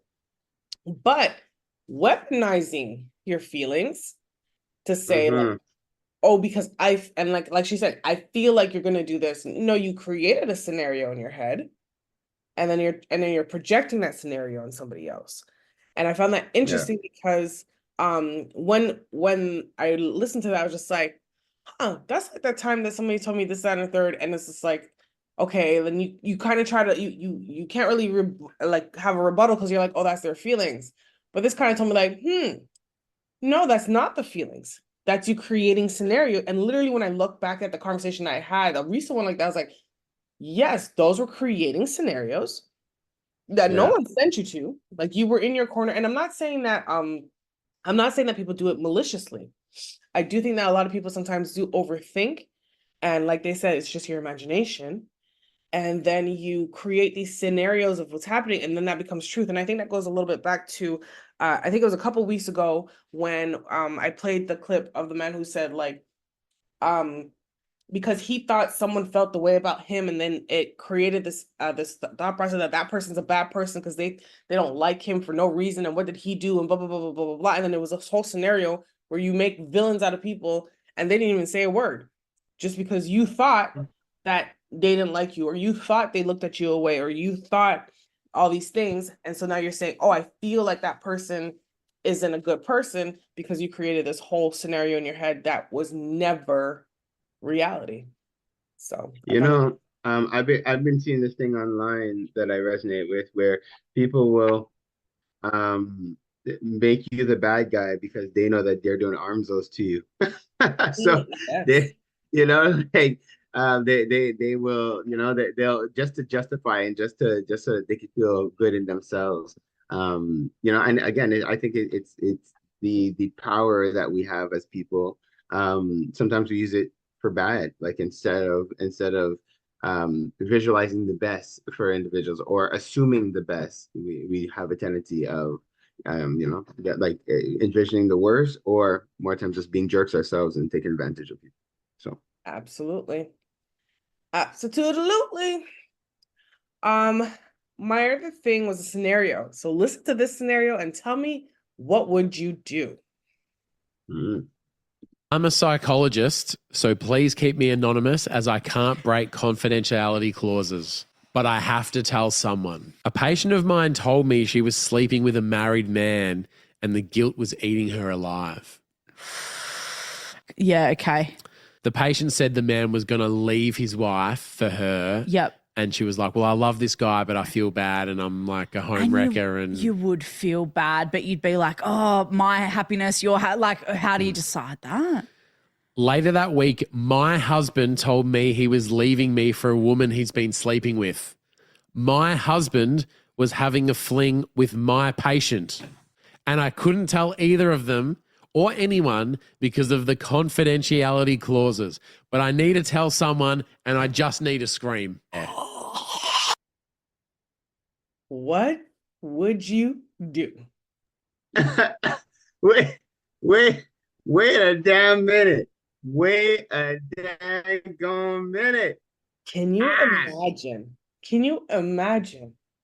Because, like, at this point, too, like, am I upset? Hopefully they didn't have no kids, to be honest.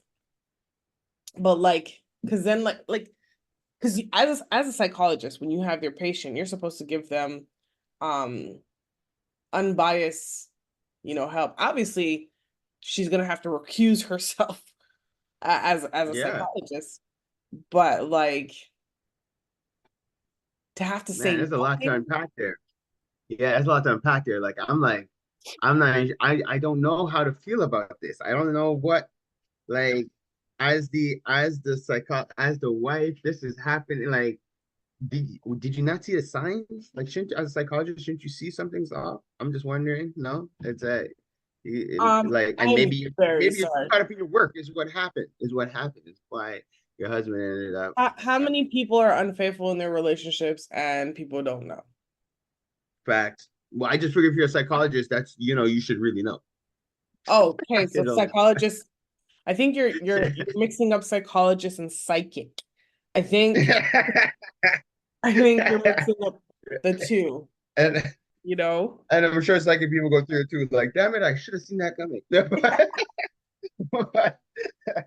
But yo, oh my god! Depending on the channel you tapped into, you're just like, dang, I should have changed the channel. I missed this whole episode. You're right. Fact. This whole episode of my life. No, I honestly, and the thing is, you don't want to now do something where you end up jeopardizing your license, so you lose your husband and you lose your license, so you have nothing. Right. Nothing's left with you. So yeah, I think best thing for you to do in that situation is you gotta bow out, just leave your disgusting husband and just make sure that you get everything, because you know damn well who he's cheating with, you know what's happening. You can't say it, but you could be heartless and ruthless and just take everything. I feel like maybe in the court of law you can. Maybe, like when it comes down to like, okay, we gotta, like when we're separating things, it's like, and it's like, actually, because we'll be like, oh, I just fell out of love. No, actually, you were totally unfaithful, and this is what it is, and yada, yada, yada. And I know for facts because, I mean, like, we're here now. I see your girl. That's my patient. Yeah. Look at the logs. I'd be knowing. Yeah. But I found it. Man, and imagine she's telling stories like how it was. Like, imagine she was sharing like, oh, the experiences with this. Wild. So passionate. And yeah, that is so heartbreaking. The love of my life. He knows me. Like, like, bro, what he says? He said he's never felt like this before. All kinds of things she could have been saying. All kinds of things. Just breaking your heart piece by piece, slowly destroying it. Everything I knew. Thank God. I pray they had no children too. Anyways, all right. Hopefully, good scenario. Yeah. So yeah, that was just not good scenario, but no, yeah. There's a little social media gone wild there. Let's get into trivia. So we're super glad that Kaya got to drop in early in the show, but Kaya is out and about living her life, and I don't blame her. So today we're having some trivia.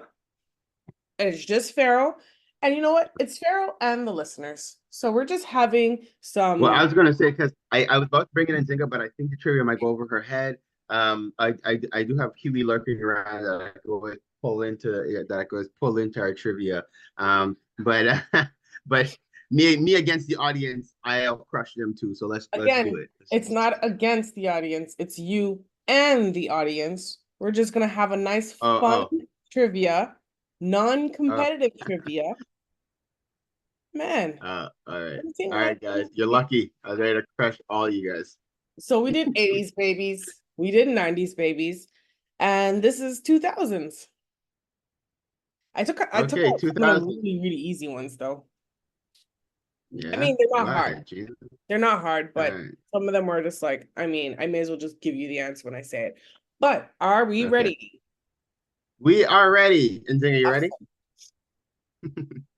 She's gonna be whispering answers in my ear because she knows everything. So I have no multiple choice questions. These are just one answer questions. In 2004, there was a documentary called Super Size Me that chronicled the decline of health of filmmaker Morgan Spurlock, as he spent 30 days eating food exclusively from which fast food chain? McDonald's. That is correct. Super Size Me was McDonald's. That was a very good it was a very good documentary, by the way. Super Size Me, and I actually did. I just remember hearing about it, but because McDonald's already discussed me, I was like, you're preaching to the converted. I don't need to watch it. But so should I still watch it, even if I hate McDonald's? I think you should, because it's not just McDonald's. I mean, that's what he used as a catalyst, and we've seen countless little tests where people put McDonald's food and it doesn't go to bad or whatever, but like, McDonald's is not the only fast food restaurant out there. McDonald's is not the only place that isn't serving you real food. And it's Mm. really it's an outlook on how we eat in North America. Wow. And it's about the food and the portion, because if memory corrects, I also thought like he supersized everything, and he basically would have McDonald's for breakfast, lunch, and dinner, and I don't know if he supersized everything every time, but it was just like to kind of just show like the intake of what we do and how they do things, where it's really wild. Okay, question number 2. Wow. In 2000, who starred in the live action remake of How the Grinch Stole Christmas? Jim Carrey. He sure did, and he did an excellent job. That was awesome Grinch. Jim Carrey's a really good Grinch. Ooh, Yeah, I was gonna say Jim Carrey is just a really good person in general. Like, he's a person I would love to be his friend. Every video Absolutely. clip I see with Jim Carrey, just the way he speaks, how he is. He's Canadian. He's Canadian. He's Like, tapped in. yeah, Jim into Carrey's the- a person I would be his friend, or if I would want him to be mine. I don't know, you know what I mean? Like, but yeah. And a fun little tidbit, he did mention that when he was filming The Grinch, at one point he had a little bit of a nervous breakdown because I don't remember if it was like 12 or 14 hours of makeup that he had to do every time he had to go into the Grinch mode to put on the actual costume and stuff. And like maybe they had to like adjust how they did the costume, but at one point he really just like he snapped. He's like, because like I mean, it's not humane to have to sit there for 14 hours multiple times during filming so that you can, and I say 14, but like maybe it was 7, I don't know, but it's still too long that I'm sitting here. Right. You're putting a wrinkle here and a this there and a cheek there. Like I'm gonna need you guys to have something that you can just plop on and then do the details. But yeah. Number 3, founded by an Australian surfer in California who longed for the soft sheepskin boots of his youth, the American boot brand took off in 2003 after being featured as one of Oprah's favorite things. Uggs. Uggs is correct. I used, and the thing is, like, listeners, you can't see my face, but man, I was not like seeing women in these Uggs, especially when they pass like the new stage and they just look like nasty, ugly boots on your feet. Ugh, hated that Ugg era. You know what? I didn't know that he was in California. And so when he made these, I don't think people understood that it wasn't probably made for where you had snow and salt. When you always had the salt line on the Uggs, and it was just like throw the whole boot away. Yeah, But, throw the whole thing. the whole boot. But I always heard they're like, yeah, but they're so comfy and they're so warm. I'm like, yeah, but and then like again, it's not made for this because they get wet. They're not impermeable. So Yeah, keep those in your yard. why are you Wear this wearing home. those in winter? However, when they came out the winter boots with Uggs, because I got me winter boots, like the real ones are for winter. Yeah. Them joints, and like and they're made so you're not even supposed to wear socks because it's actually harder to put on when you have socks on. But like they're just that warm. Like I can't even lie. Like that was for me a good piece of investment that I'm just like, yeah, I'm here for it. No. All right, question number 4. 50 First Dates, Hitch, and The Fifth Element were among the first films that were released on what new colorfully named disc format on June 20th, 2006? Blu-ray? Blu-ray, yes. I told you guys, these ones are pretty easy. It has some hints in there too. So yes, Blu-ray DVDs was released in 2006. Can you believe that? We don't use DVDs anymore. But it's like, do you know, I don't think I've ever watched a Blu-ray in my life though. Like I went from DVDs to then we're just watching stuff online. Like I don't even remember ever putting in a Blu-ray. Did they play in regular DVD players? I don't even remember. Do you have to get a Blu-ray machine? No, I think they played in regular DVD players because the Blu-ray was Blu-ray. It was the Blu-ray disc, so it was just higher quality. So I'm sure you have. Everything was Blu-ray after a while. Like first you had the option of Blu-ray, and then I think everything was Blu-ray. I don't know. Okay, all right. Well, if it became a simultaneous everything, then all right, then that's possible. But if I had to consciously say I'm putting in a Blu-ray, I do not remember ever doing that. Question número 5. Michael C. Hall is probably best known for playing the titular serial killer on what Showtime drama that ran from 2006 to 2013? Ooh, that's a good one that I do not know. Hold on. You want to take a stab at it? He was a serial killer, or Yeah, he was serial killer on what Showtime 2006 drama? to 2013? Mm-hmm. Yeah, darn it, that's a lot of killing. Hold on. It was a popular show, 2006, 2013. The show. He also worked in forensics. CSI? No. Damn, no clue. But I'm not a big TV watcher. All right. Huh? Dexter. Dexter. Wow. I never watched not one Dexter episode in my life. Oh, so really? That Oh, Dexter that had people in chokehold for a minute. Like, I mean, the first few seasons, chokehold, and then it got really that was out. Mm-hmm. All right. See, all right, that's something new. Number 6. What Will Wright created video game series released in 2000 with sequels in 2004, 2009, and 2014 saw players watching and directing characters to mundane things like eating, sleeping, and cleaning their house? Roblox? Roblox is not from the 2000s, buddy. Okay. I watch your children doing these things now, and I'm like, what are you guys doing? But I feel like this is a Roblox predecessor. Right? Just doing mundane things in a video game. You basically can create a second life in there. It's a simulation.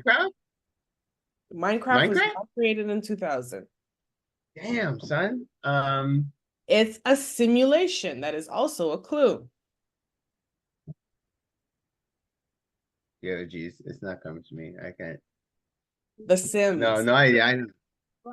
Sims? Okay, I wouldn't have got that. Sims. I've never played it a day in my life. I knew what it was. Yeah, I never played that either. Sims. I'm even as you say the answer, I'm still like, I don't remember that game. Sims. The Sims is literally you created people and you just watch them live. This is so good. So Sims, and like they have jobs and lives and they get married. All these little things, like because obviously I wasn't born in the 2000s, but my siblings who were like Kiara, for when she was on, like she had her sim life. But Kiara's a gamer though, granted. Okay. All right, yeah, because I am nowhere there. Even as I just Google it right now, I see Sims 4. What? I don't know what you guys are talking about. Question number 7. Everyone was friends with Tom on what groundbreaking website? The most widely used social media site from 2005 to 2009, and it went live on August 1st, 2003. Wait, sorry. Start again from the beginning. What was the thing? Everyone was friends with Tom on what groundbreaking website? The most widely used social media site from 2005 to 2009, and went live on August 1st, 2003. I'm just gonna say Facebook, but I don't really. I'm not really sure. I believe it's Facebook's predecessor. MySpace? MySpace it is. Wow, MySpace. Yo, there was another one. Do you remember High Five? Yep. High Five. Wow. Black Planet too. Black Planet, oh my gosh. I don't think I had a MySpace though. I think I went straight to Facebook because I don't think because like even Facebook was my first exposure. When did Facebook come out? Before I say MySpace came out before Facebook. But I really feel like it is though. I'm thinking it did. I think Facebook tidal-waved everything. Facebook came out in 2004 and MySpace was 2003 is what I just said. Yeah. So a year later Facebook came out. So like by the time I got onto the social media life, I just went on Facebook and that was what it was. I mean, outside of High Five, like it's like High Five too, but like High Five was definitely not as sophisticated as MySpace and Facebook. Like High Five came out so long ago that I was like what was I was super naive where I thought like these, there's fake accounts out there, and I swear these people were real. Like I was like, yo, these are all my friends. Like I know all these, fake accounts, all kind of random things. Anyways. Yep, absolutely. Number 8, featuring Christopher Mintz-Plasse as McLovin. I don't know how to say his last name. Sorry, guys. As McLovin, what 2007 nerdy teen comedy starred Jonah Hill, Michael Cera, and Emma Stone? Super bad. Yeah, I already knew you knew that. What do you say, McLovin? He was the best. How you gonna have an ID just called McLovin? As the worst fake ID ever. Yeah. But it was his confidence. He is the best nerd ever. He's like, he's like, whatever, man. Yeah. I love it. Tell me that isn't my name. Say it. Number 9. A little birdie told us that Noah Glass, Biz Stone, and Evan Williams were 3 of the 4 founders of what social media network that launched in 2006? Yeah, launched in 2006. I launched after Facebook. Social media network. And who are the 3 people? Noah Glass, Biz Stone, and Evan Williams were 3 of the 4 founders. Who created platform after Facebook. All right, I want to go ahead, and it's a social platform. When did LinkedIn come in? I remember LinkedIn in 2008, and I think it opened before that. It just was picking up speed in 2008. All right, I'm gonna go ahead and say this is definitely a guess, shot in the dark. I'm still gonna go with LinkedIn because that's the only other social media network that I'm thinking has some power. Yeah, and I don't know if social media is the right term for LinkedIn, or at least it wasn't back then. But the little birdie that told us was Twitter.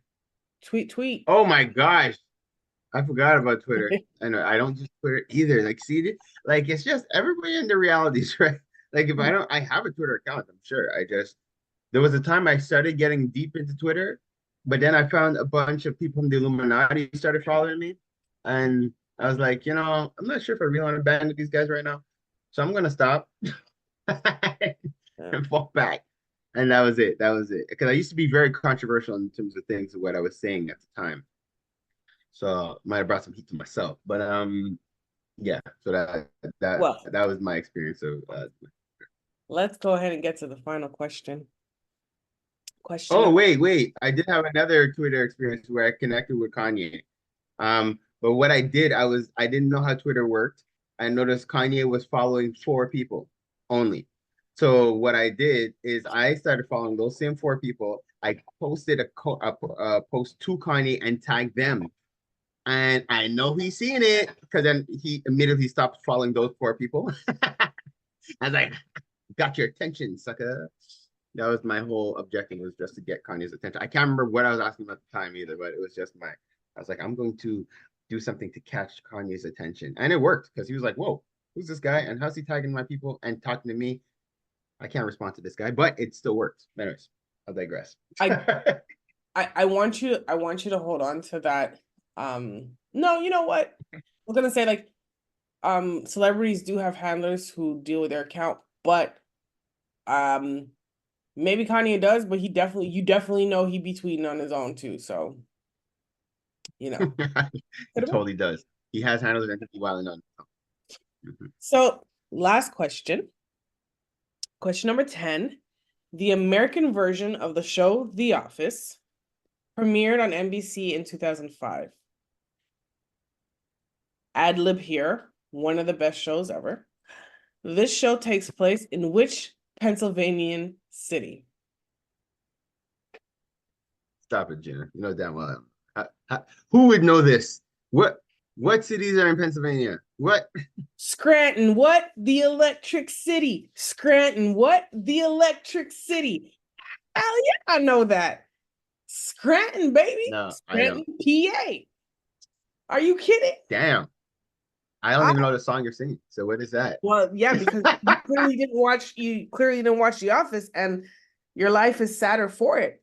Because when you just need laughs and enjoyment, right, you watch The Office. And that song was literally the character is Michael and Dwight, but Michael is Steve Carell, and they basically in the orientation, they would basically do these videos for you for your first day. And one of them was a Scranton rap. And he was literally there. And the man said, Scranton, what? The Electric City. Scranton, what? The Electric City. And then at one point, Dwight's like, what? And Michael's like, yo, okay.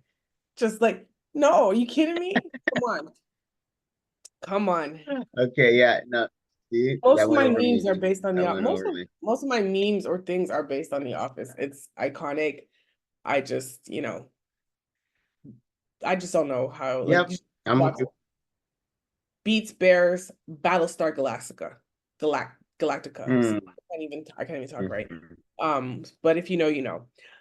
All right. Well, I hope that was some fun little 2000 trivia, some nice, friendly 2000 trivia. And it was false because Pharaoh got about like 8 out of 10 of these questions. So, my God. First of all, that's my era. That's the era I kind of remember. That's before life got too busy. And where we had time to just do stuff. We had time to just learn stuff, watch things, participate in things. As life picked up, we're like, yo, we don't, there's barely any social things we have time for. Well, I grind, you grind, and sometimes we need to ungrind together. Let's ungrind my gears with Gina the Great, who we would like to thank our special guest. This episode is possible thanks to the awesome people at CKUT, the OFC, Solo Drum, and the Caribbean Curry House. Do you have any shout outs? Yes, I have shout outs. So first I want to shout out the city of Montreal, shout out West Canada for what they're doing in terms of keeping the culture alive. I want to shout out the OFC members who have been rolling and banging with us for this long. I want to if I could just take a quick moment just to remind the community of the values of the OFC just very quickly. Because it came up the other day in conversation again, and I always like to just remind the community, like, this is why we're doing this, is who we are, and this is why we're doing it. Our first top 3 values are honesty, accountability, and transparency. Our next values after that is building for the next generation, and love for self and love for others. Our next core value after that is excellence. So excellence in everything we do, standards of how we operate, and the foundational values that we have is respecting the planet, being good stewards of the planet, and acknowledging our ancestors in everything we do. So if these core values resonate with you and you're interested in finding out more about how the OFC could benefit you, or how you could get involved in the community as a business owner, we are here to support you in getting access to clients, people who want to spend money with you and to support your business and to help you to achieve your goals. As individuals, we're here to connect you with like-minded people so that you guys can build together, support each other in your growth, and support each other as families. So again, we want to invite everybody to participate. And Zinga, would you like to say any final words? You want to say hi or bye to anybody as you're coming off the show today? No, you're okay. All right. So Nzinga has no shout outs. But I want to say a big, as she's hearing this, yes, her birthday would have passed. Happy birthday, phenomenal. Dun, dun, dun, dun, dun, dun. And I happy birthday to all the other jobs. Oh, actually, April celebrated her birthday as well. Happy birthday, April. Am I missing any other birthdays? I think that's it for the hour. So that's it for my shout out. Thank you, Jesus. Happy birthday to all. June is a busy month, June and July. My shout outs go out to my brother Eli. We're actually gonna go watch one of his games. Me and Isaiah is gonna go watch him play tonight. He's playing with the Brampton Badgers, a couple of games for the summer. And they're playing Montreal. Don't come for me, Montreal. You know I always cheer for my city, but I cheer for my peoples first. And so we're gonna go watch that tonight. And shout out to Alex, who's having his 60th birthday party. Ooh, I don't think I was supposed to say that. He's having his birthday party on Sunday. Sorry, he looks like he's 45. Sorry, he's good. He's good. Black on crack. Facts, you know. So for those who are invited, come celebrate with us. If you weren't, I mean, I'll tell you about it.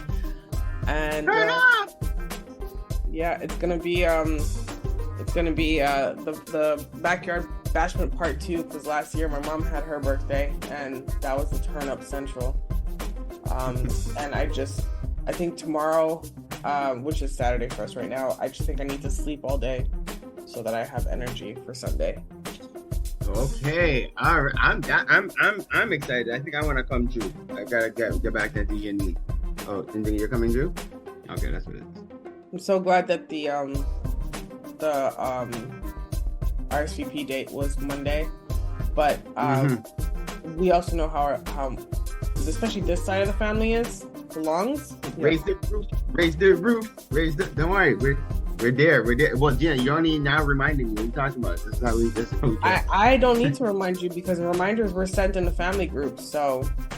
Oh my gosh. Okay, guys. A family group that you created. I know. Guys, let's not get into the nitty gritties. Yes, this is shout out section. So, shout out to them. I love you guys. I love you, everybody. Shout out to my healthy days because they're here today. I just gotta call that upon myself. Amen. Kings and queens, this was the OFC Podcast Radio with Pharaoh Hamid-Freeman, Queen Kaya, and myself, Gina the Great. We're on every Thursday from 7 a.m. to 9 a.m. on CKUT 90.3 FM. Hopefully you got your dose of entertainment, enlightenment, and empowerment. Stay blessed and highly favored. OFC Podcast Radio.